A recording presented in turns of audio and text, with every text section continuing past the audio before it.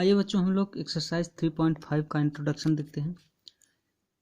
अभी तक हम लोगों ने लीनियर इक्वेशंस को सॉल्व करने के दो मेथड्स देखे, जो एल्जेब्रिक मेथड्स थे। पहला था सब्स्टिट्यूशन मेथड, अर्थात उसमें हम क्या करते थे, किसी एक वेरिएबल के मान को दूसरे वेरिएबल के टर्म से फाइंड करते थे और उसको क्या करते थे, फिर दूसरे वाले इक्वेशन में पुट ऑफ करके हम जो है वैल्यू फाइंड आउट करते थे। जो दूसरा वाला मेथड था एलिमिनेशन मेथड। एलिमिनेशन मेथड में हम क्या करते थे, दोनों जो पेयर ऑफ लीनियर इक्वेशंस थे उसमें जो है एक्स या वाई के कोफिशिएंट को हम क्या करते इक्वल बनाते थे। इक्वल बना करके और उसमें जो है किसी एक वेरिएबल को हम क्या करते थे, एलिमिनेट कर देते थे, जिससे हमारा जो है सिंगल वेरिएबल के टर्म में एक इक्वेशन मिलता था और उससे हम जो है उस वेरिएबल की वैल्यू फाइंड आउट करते थे और उसको जो है किसी एक इक्वेशन में पुट अप करके दूसरे वेरिएबल की फाइंड आउट कर लेते थे वैल्यू। ठीक, अब जो एक्सरसाइज 3.4 में हम लोग क्वेश्चन सॉल्व करेंगे, देखेंगे, तो इसमें हम जो है दो गिवन लीनियर इक्वेशंस के सॉल्यूशन निकालेंगे और किसके तहत, क्रॉस मल्टीप्लिकेशन मेथड के, अर्थात वज्र गुणन विधि द्वारा हम जो है एक्सरसाइज 3.5 के क्वेश्चन सॉल्व करेंगे। तो वज्र गुणन क्या है, वहाँ पे आने से पहले एक थ्योरम है, एक प्रमेय है, उसको देख लीजिए। प्रमेय क्या है? थ्योरम है कि लेट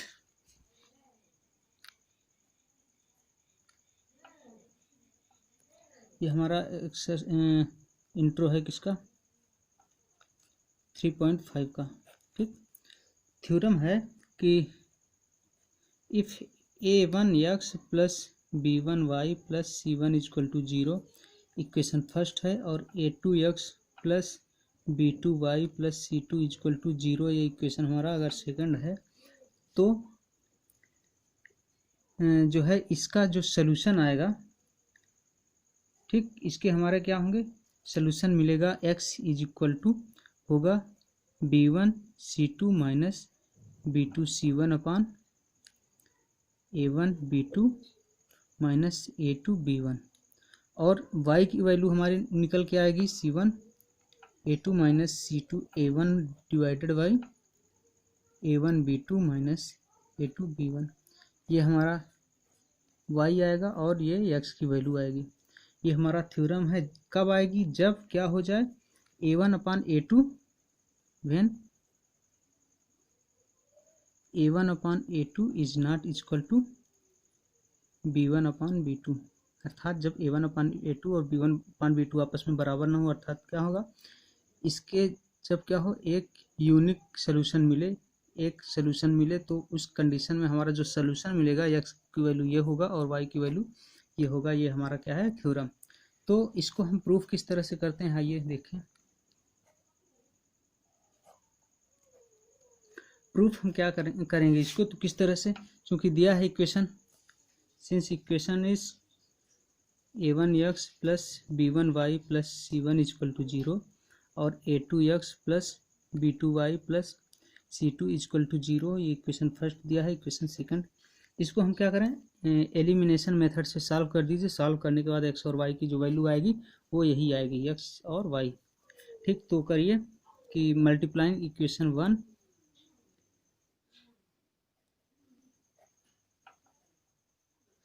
एलिमिनेशन मेथड में हम क्या करते हैं, कॉफिशिएंट को इक्वल करते हैं। तो कॉफिशिएंट y वाले टर्म का कॉफिशिएंट इक्वल करने के लिए हम इक्वेशन फर्स्ट में b2 से, इक्वेशन सेकंड में b1 से मल्टीप्लाई करेंगे, तभी हो जाएगा b1 b2, और यहाँ पे आ जाएगा b1 b2, दोनों कॉफिशिएंट बराबर हो जाएंगे। इसलिए हम जब एलिमिनेट करेंगे y वाला टर्म कैंसिल हो जाएगा, बचेगा x वाला टर्म, और x वैल्यू फाइंड आउट कर लेंगे। ठीक तो multiplying equation 1 by b2 and equation 2 by b1। ठीक, तो क्या हो जाएगा, इक्वेशन 1 में b2 से और इक्वेशन 2 में b1 से हम जो है मल्टीप्लाई करेंगे, तो हो जाएगा b2 a1 x plus b2 b1 y plus b2 c1 is equal to 0, equation number 3, और b1 a2 x plus B1 B2 देख लीजिए कोफिशिएंट बराबर हो गए, B2 B1 B1 B2, ठीक। y plus B1 C2 equal to 0, equation number 4। अब क्या कीजिए, इक्वेशन 3 में इक्वेशन 4 को माइनस कर दीजिए, subtracting the equation 4 in equation 3 we have, हमें क्या मिलेगा, इसमें इसको घटाएंगे तो हमें मिलेगा B2A1 minus B1A2 into x, ये वाला क्या हो जाएगा, ये वाला टर्म कैंसिल हो जाएगा, फिर बचेगा plus B2C1 minus B1C2 equal to 0, ठीक, यही मिलेगा। अब ये क्या हो गया, ये एक ऐसा इक्वेशन है जिसमें एक वेरिएबल है यक्स, तो हम यक्स की वैल्यू निकाल लेंगे कैसे, ये हो जाएगा हमारा B2A1 minus B1A2 is equal to, ये माइनस हो जाएगा प्लस, अर्थात B1C2 माइनस B2C1, यहाँ पे यक्स है, यह हमारा क्या होगा, और एक्स की वैल्यू निकालना है तो इसको उस तरफ भेज देंगे, B1C2 minus B2C1 divided by B2A1 minus A2B1, ये हमारा आ गया एक्स की वैल्यू, ये एक्स की value B1C2 minus B2C1, B1C2 minus B2C1, A1B2 minus A2B1, ठीक। अब क्या करेंगे, अब चाहे तो x की वैल्यू हम जो है इस किसी भी इक्वेशन 1 2 3 4 कहीं पे पुट अप करके y की वैल्यू फाउंड आउट कर लें, चाहे ये करें या फिर हम एक और कर सकते हैं। अगर इसको करेंगे तो चूंकि यहाँ पे अगर हमें डिजिट दिया होता, अंक दिया होता, नंबर दी गई होती, तो हम उसको सॉल्व करके सब्ट्रैक्ट करके मतलब उसमें गुणा भाग सब कुछ करके एक निश्चित छोटी सी वैल्यू आ जाती, सॉल्व करने में प्रॉब्लम नहीं होती।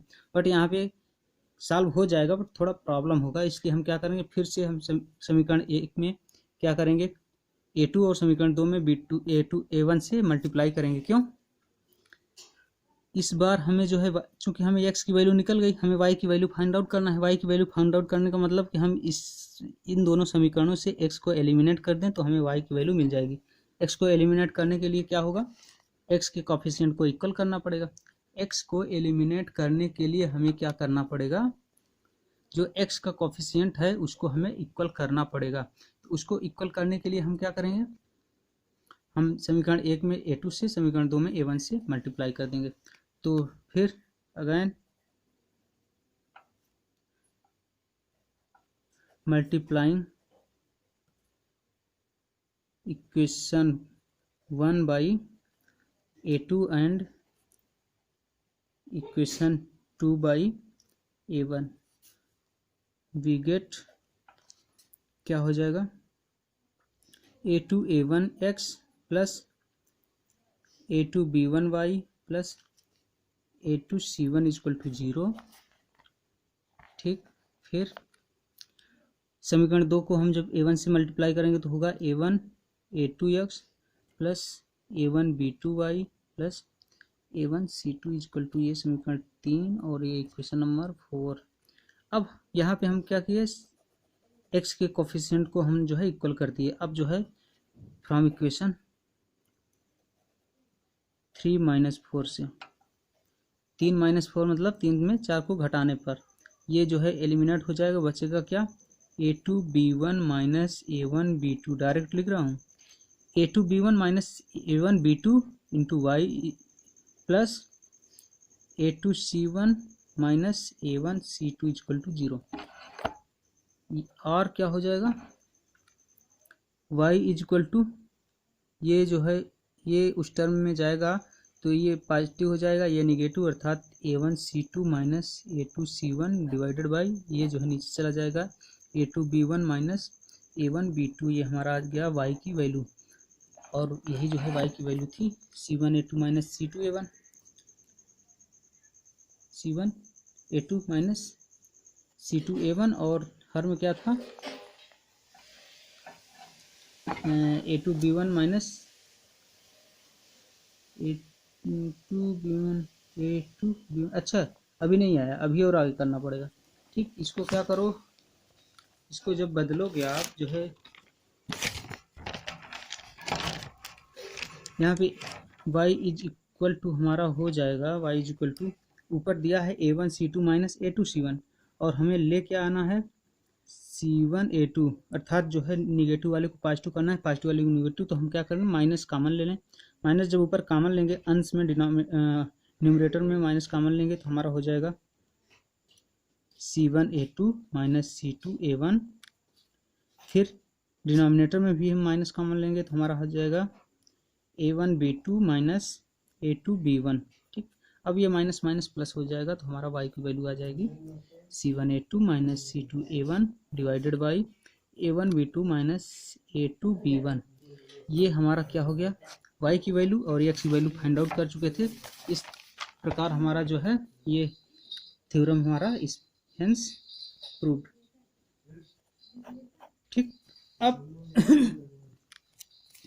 हमने x बराबर, देखिए ध्यान से, इसको हम क्या किए, x बराबर हम निकाल सॉल्व करके हम क्या फाइंड आउट किए हैं B1C2 minus B2C1 divided by A1B2 minus A2B1, और y की वैल्यू हम क्या निकाले हैं C1A2 minus C2A1 divided by A1B2 minus A2B1।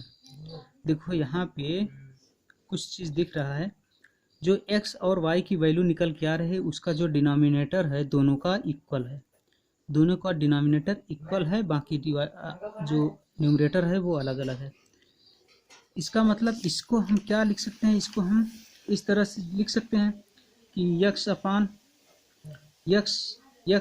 ये x वाले का न्यूमरेटर अर्थात B1C2 minus B2C1 is equal to y upon y वाले का न्यूमरेटर C1A2 माइनस C2A1, ठीक, इज इक्वल टू 1 अपान जो डिनोमिनेटर है दोनों का A1B2 माइनस A2B1।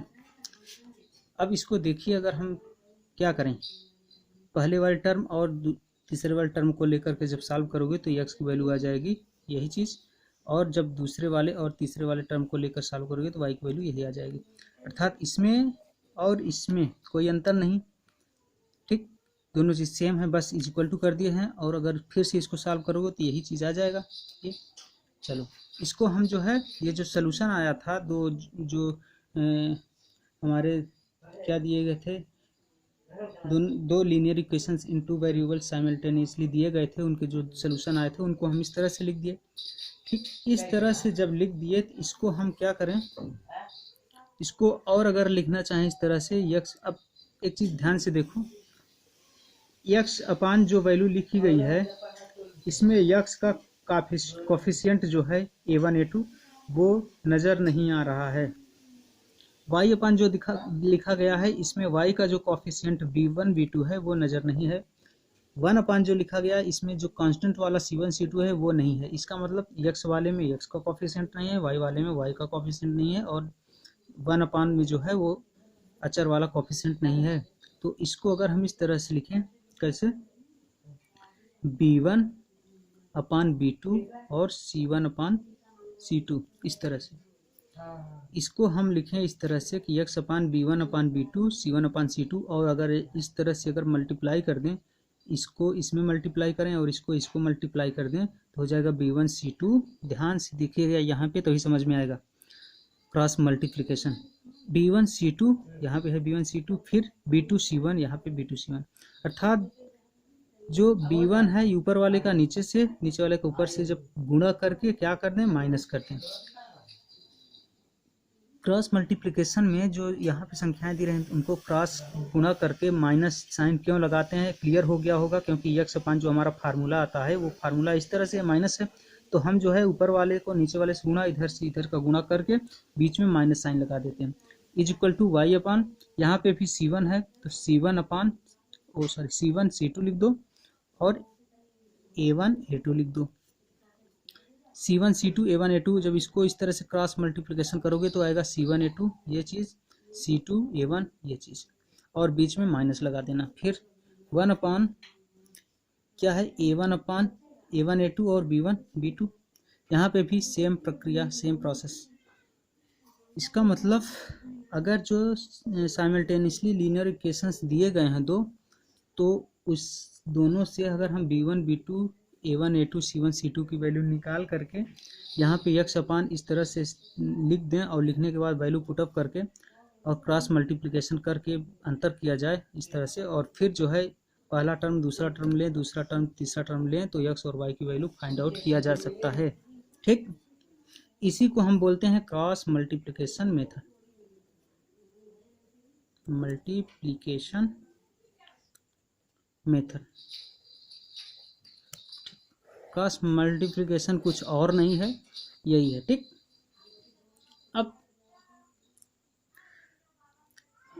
अब जो है जब क्वेश्चन दिया रहेगा तो उससे हम क्रॉस मल्टीप्लिकेशन वहाँ पे अप्लाई कैसे करेंगे, उसके लिए हम जो है कुछ स्टेप्स फॉलो करेंगे। ठीक, कुछ स्टेप्स फॉलो करेंगे। जैसे मान लीजिए हमारे पास ये रिमार्क, देखिए रिमार्क मतलब कुछ स्टेप्स हैं जो इसको फॉलो करना होगा। पहला स्टेप फर्स्ट क्या होगा? स्टेप फर्स्ट होगा कि जो भी साइमल्टेनियसली लीनियर इक्वेशन आप लोगों को दिया जाए, सबसे पहला काम है उसको हम ax plus b y plus c equal to 0 के फॉर्म का चेंज कर लें। अगर हमारा लीनियर इक्वेशन इस तरह से दिया गया है कि x अपान 2 प्लस वाई अपान 3 बराबर c दिया गया है, तो इसको हम सबसे पहला काम है कि इसको स्टेप फर्स्ट में हम जो है क्या करें, इसको जनरल इक्वेशन के टर्म में चेंज कर लें। ठीक, सभी टर्म्स को हम जो है लेफ्ट हैंड साइड में भेज करके राइट हैंड साइड में क्या कर दें, 0 कर दें। तो हमारा जो है दो इक्वेशन मिल जाएंगे, क्या a1x plus b1y plus c1 equal to 0 और a2x plus b2y plus c2 equal to 0। इस तरह से हमारा एक इक्वेशन मिलेगा और ये दूसरा इक्वेशन मिलेगा। ये हमारा हो गया स्टेप फर्स्ट। ठीक, स्टेप सेकंड में क्या करना है कि जो पहला लीनियर इक्वेशन दिया गया है उसके कोएफिशिएंट को लिख दो a1 b1 और c1। जो दूसरा लीनियर इक्वेशन बनेगा उसको लिख दो a2 b2 और c2। ठीक, स्टेप सेकंड। ठीक, अब देखें स्टेप थर्ड में क्या करना है कि जब ये चीज़ हम निकाल लेंगे इस तरह से, तो हम कुछ नहीं, सिर्फ x अपान और y बटे कुछ लिखोगे, 1 बटे कुछ लिखोगे। ठीक, तो x बटे में जो लिखना है तो x का कोफिशिएंट नहीं होना चाहिए, ये चीज़ ध्यान हो। x बटे कुछ लिखना है तो वहाँ पे x का कोफिशिएंट नहीं लिखना होगा। यहाँ पे a1 a2 हमारा क्या है, x का कोफिशिएंट है, तो x वाला नहीं होगा, हमारा क्या हो जाएगा, x वाला छोड़ के बाकी हो जाएगा b1 b2 c1 c2। ठीक, जब y वाले के नीचे लिखना हो तो वहाँ पे y का कोफिशिएंट नहीं होना चाहिए, बाकी कोफिशिएंट हो। और जहाँ पे यहाँ पे हम ख़त्म कर रहे हैं वहीं से शुरुआत कर दो, c1 c2 और a1 a2, अर्थात हम y के कोफिशिएंट नहीं लिखे। फिर जो अचर पद होगा, अचर वाले का जब लिखेंगे तो वहाँ पे c1 c2 नहीं लिखेंगे, बाकी जो होगा उसको लिखेंगे और जहाँ से ख़त्म किए थे वही चीज़ लिख देंगे, a1 a2 और b1 b2 इस तरह से। ठीक, जब ये लिख देंगे तो इसको लिखने के बाद हम इस तरह से क्रॉस लगाएंगे, ऐसे क्रॉस लगाएंगे और इसका इसमें गुणा, इसका इसमें गुणा करके माइनस करेंगे, इसका इसका गुणा, इसका इसका गुणा करके माइनस, इसका इसका इसका इसका गुणा करके माइनस करेंगे। तो क्या आएगा, तो हमारा आ जाएगा x divided by b1 c2 minus b2 c1 equal to आएगा y बटे c1 a2 minus c2 a1 equal to 1 upon a1 b2 minus a2 b1। ये चीज़ आएगा। अब ये चीज़ आ गया तो हम पहले एक बार पहला टर्म और तीसरा टर्म ले लेंगे तो x की वैल्यू आ जाएगी, फिर एक बार दूसरा और तीसरा टर्म ले लेंगे तो y की वैल्यू आ जाएगी। इस तरह से हम क्या करेंगे, क्रॉस मल्टीप्लिकेशन के माध्यम से के थ्रू हम जो है क्वेश्चन सॉल्व करेंगे। अब आइए एक एग्जाम्पल सॉल्व करते हैं तो ज़्यादा क्लियर हो जाएगा। एग्जाम्पल है हमारा इस तरह से कि इक्वेशंस दिए गए हैं, टू क्या है, x plus y minus plus x plus y बराबर 7 और दिया इक्वेशन फर्स्ट, इक्वेशन सेकंड दिया है 3x minus 2y equal to 11 equation second. तो स्टेप फर्स्ट में हमारा इसको जो मान लीजिए हम सॉल्व कर रहे हैं, ठीक, इसको हम क्रॉस मल्टीप्लिकेशन मेथड से सॉल्व कर रहे हैं। तो हमारा स्टेप फर्स्ट क्या होना चाहिए कि जो भी इक्वेशन दिए गए हैं साइमल्टेनियस लीनियर इक्वेशन, इसको हम क्या करें, सबसे पहले राइट हैंड साइड में जीरो ले आ दें, उसको जनरल फॉर्म में ax plus b y plus c equal to zero के टर्म में हम उसको लिखें। तो इसको जब हम लिखेंगे तो हो जाएगा x plus y minus 7 equal to zero, ये हो जाएगा 3x minus 2y minus 11 equal to zero, equation first equation second. इसको सबसे पहले हम जो है जनरल इक्वेशन के फॉर्म में चेंज कर लिए। अब पहला इक्वेशन दूसरा इक्वेशन, पहला इक्वेशन को coefficient a1 equal to b1 equal to c1 equal to लिखिए, दूसरे का हम लिखेंगे a2 equal to b2 equal to c2 equal to a1 बराबर क्या है 1, b1 बराबर 1, c1 बराबर -7। एक चीज़ और ध्यान देना है कि जो a1 b1 c1 की वैल्यू निकालेंगे, शुरू से बताते चला आ रहा हूँ कि इनको हम साइन के साथ लेंगे। साइन के साथ लोगे तो हमारा ये हो गया a2 हमारा है 3, b2 हमारा है -2, c2 हमारा क्या है -11, ठीक। अब जब क्रॉस मल्टीप्लिकेशन लगाएंगे तो बाय क्रॉस मल्टीप्लिकेशन